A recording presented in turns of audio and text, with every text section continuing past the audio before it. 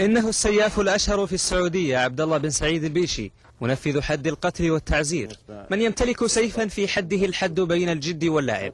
لا مجال لمفاوضته بعد إيناع الرؤوس، وعندما تحين ساعة قطافها فهو الجدير بقطفها. أنا بديت أنا في المجال العمل ذا بعد وفاة الوالد تقريبا بأسبوع أو ب10 أيام تقريبا، عام 1412. نعم. وقتها كان عندي يعني تفاجأت من الجهة المختصة في المجال الشيء ذا، أنهم بيلغوني على أساس أن عندي مهمة تنفيذ. فالحمد لله وقتها ما كان عندي طبعا سيوف ولا إلى آخره، لكن استعرت بالسيوف حقت والدي عليه رحمة الله ونفذت فيه. وكان أول مهمة لي في 3 أشخاص. 100 رأس ونيف جزتها سيوف أبي بدر أكبر أبنائه، والذي بدوره يتدرب على ذات المهنة. ورث المهنة عن أبيه سعيد البيشي، ويذكر أنه حضر معه حد القصاص وهو صغير في أحد الجنات في مكة المكرمة، فكان ذلك المشهد كما يروي أبو بدر المفصل في حياته. كنت في المدرسة وكان عنده قصاص بتذكره في مكة المكرمة، كان في البارحة قدام باب الملك عبد العزيز قبل ما طبعا يصير في تطورات في الحرم، كان قصاص هناك. فحضرنا معه وانا صغير، فأول ما طرف بالي القصاص ما القصاص الجهاز الهضمي، قلت ابغى اشوف الجهاز الهضمي. كان في وقتها مدرس امتحنا على الجهاز الهضمي، يقول ابغى تشرحوا لي على الجهاز الهضمي ما ادري ويش. قلنا طيب، قلنا خلاص والله ونجي. بس اول ما قص الوالد بس ملقوف على طول انا اللي هو انا وجري على ابغى اشوف الجهاز الهضمي. شفت راس الرجال طايح الحاله، ومحل الرقبه صار زي البير نزل. فخلاص انا ما عاد ادري عن نفسي، ما صحيت الا وانا في السياره. بعد ما رجعت جاء في الليل ابغى انام، افتح الله ما قدرت، كوابيس مره بعدها خلاص الحمد لله استمرينا وتعودنا والحمد لله. يحتفظ في ذاكرته بالكثير من المواقف، من الطبيعي أن تكون مؤثرة، لكن الملفت في بعض منها أنه فكاهي. ينكر أن للسياف قلبا قاسيا، فهو يعتبر نفسه من أرحم الناس قلوبا، وكل ما يناله من قصص مختلقة هي بسبب الشائعات التي تناله من أحاديث الناس وأقاويلهم. نبدأ بالسلطان. طبعا هذا السلطان أنا بدأت فيه، بالنسبة يعتبر أقدم سيوف بالنسبة لي في عملي من يوم بدأت فيه، يعني والله قديم جدا. وهو جوهر، كل السيوف اللي موجودة عندي جوهر. هو جوهر، هو أقوى سيوف لتنفيذ الحد. يعني أول شيء ما يأثر فيها كثروا أو قلوا الأشخاص اللي نفذ فيهم. وثاني حاجة حديده قوي، يعني ما هو من اللي يتكسر أو إلى آخره. وهذا برضه نفس الشيء، برضه جوهر. وكل سيف طبعا له اختلاف لأداء المهمة. في عندنا السيف أو بالأصح القردة، في بعضها نفذ بها تنفيذ سحب أو هزع. عملية الهزع ده هذا طبعا يختلف عن السحب. السحب يبدأ بكذا بعكس الوضع السحب. نعم. الأحكام الشرعية في القصاص أو في حدود من حدود الله اللي هو القتل تتم بالسيف، لا شنق ولا رمي بالرصاص. كان قديما يطبق الرمي بالرصاص ويعطى الولي بتنفيذ هذا الأمر، ولكن خوفا من الظلم والجور امتهنت المملكة العربية السعودية تنفيذ حدود الله عن طريق السيف. السياف عبد الله البيشي كان مفترض أن يكون معنا من بداية الحلقة، سينضم لنا إن شاء الله بعد قليل، ولكن ما أخره عن انضمامه لنا في بداية الحلقة هو تنفيذه لأحد الحدود القصاص. يعني هو قادم من العمل للتو، سينضم لنا بعد قليل.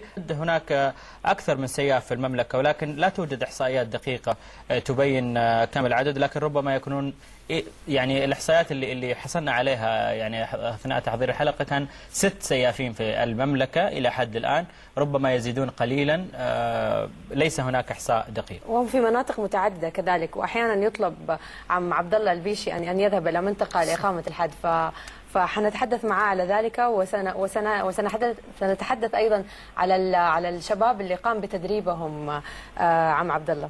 هل أنت أيضا تنفذ قطع اليد ولا تكتفي بس بقطع الرؤوس؟ هل هناك تخصصات؟ نعم. نعم ننفذ قطع اليد بالنسبة للحرامي، وننفذ قطع الرجل خلف وخلاف.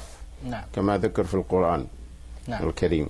طبعا نعم. عبد الله، لما يتم إقامة الحد بقطع الأطراف تقوموا بتخدير الشخص المحكوم عليه، ولا كمان زي ما بقطع الرأس لا يتم تخديره؟ عملية لا، بالنسبة لعملية اليد أو عملية الخلف الخلاف لليد ورجل يتم تخدير موقعي بس محل التنفيذ. ولكن أكيد أن من يقام عليه الحد بقطع رأسه لا يتم تخديره، صحيح؟ لا ما يتم تخديره أبدا. طيب أبو بدر، الحين يعني تتذكر أول مرة يعني نفذت فيها الحد؟ تتذكر قصة ذاك اليوم؟ والله أتذكر إلى الآن. نعم. طيب أعطنا السالفة. تفاجأت أنا نعم، أنا تفاجأت بالطلب الجهة المختصة لي على أساس أن أنفذ حد من حدود الله، وتفاجأت طبعا، فقالوا عندك قصاص، قلت ما في مشكلة. أخذت السيف الموجود عندي اللي هو تابع للوالد عليه رحمة الله. رحمة الله. نعم. كم كان عمرك أبو بدر؟ حين ذاك كان عمري والله راجل، يعني رجال، يعني ما شاء الله. أنت رجال في كل الأعمار ما فيها خلاف. بس كم كان عمرك تحديدا؟ نعم. أنا بدأت والله ماني فاكر بالضبط، كان عمري أعتقد يا 35 أو 32 تقريبا، يعني أنا بدأت عام 1412. نعم. نعم. كيف كانت هذه التجربة، خصوصا أول مرة؟ يعني كيف كانت مشاعرك؟ والله مشاعري لازم أي شخص يبدأ في عمل جديد عليه لازم يجيه نوع ما قلق وخوف أن الشخص يفشل في المهمة. نعم. طبعا عبد الله، إيش كان أصعب تنفيذ الحكم بقطع الرأس؟ وهل نفذت الحكم لأحد كان يعني على معرفة سابقة بك؟ اي نعم كثير ناس نفذنا فيهم، كانوا أصدقاء لنا، ولكن من جنى على نفسه. نعم. طيب في اتصال في أحد المتصلين أبو عبد الله صح من الرياض تحديدا. نعم. أو محمد من الرياض سأل يعني عندما تنفذ الحد أنت بالرجال وبالنساء، النساء تحديدا يعني. نعم. أول هل تنفذ الحد فيهم؟ وثانيا هل هناك في مشاعر رأفة تختلف عن الرجل مثلا عندما تتعامل مع سيدة أو تنفذ الحكم في سيدة؟ ما في التنفيذ واحد، لكن سبب الاختلاف أحيانا أن الشخص اللي ينفذ فيه ما يقدر أحيانا أن يتمكن من أعصابه لجلوسه أو استقامته للمهمة. نعم. نعم. طيب بالنسبة للمرأة، هل هناك يعني مشاعر رحمة أو رأفة أكثر من الرجل؟ يعني أنت داخلك صحيح أنك تنفذ، لكن أنت مشاعرك الداخلية. ما أعطي، أنا لو أعطي شفقة أو رحمة للشخص اللي نفذ فيه حيتعب، أنه إذا رحم القلب أهملت اليد. نعم. أنه إذا ينفذ في أكثر من 3 أشخاص أو 4 هل تتأثر؟ والسؤال الثاني يمكن أطرحه، هل تحتاج إلى مدة فضل بين التنفيذ وبعدين إيقاف التنفيذ، مثلا أنه ما هناك حد تقوم بتنفيذه وطول مدة لتنفيذ حد آخر، هل تتأثر أو لا؟ لا، نشكر الله ونحمده، هذه ما فيها أي شيء، وسواء كان 3 أو 4 أو 5 أو 6 الحمد لله ما في أي شيء طبيعي جدا، أن العمل واحد والتنفيذ واحد طالما أن الشخص في حالة استقامة. نعم، طالما أن الشخص في استقامة جدا جدا يسهل علينا تنفيذ المهمة. عم عبد الله، سمعنا عن في يوم من الأيام كنت تقيم الحد على بعض الأشخاص وانكسر السيف، هل هذا صحيح؟ تحكي لنا هذه القصة إذا ممكن. اللي ما في إلا بس المقبض اللي أنفك، وليس السيف، بس مقبض السيف. نعم. نعم. طب أبو بدر، أنت هل تحضر بدر أو أحد أخوان بدر اللي يقوم بنفس المهنة مستقبلا، خصوصا أنك ورثتها من والدك؟ نعم. الآن الحمد لله بدر الآن على وشك أنه يتم تعيينه بالرياض إن شاء الله.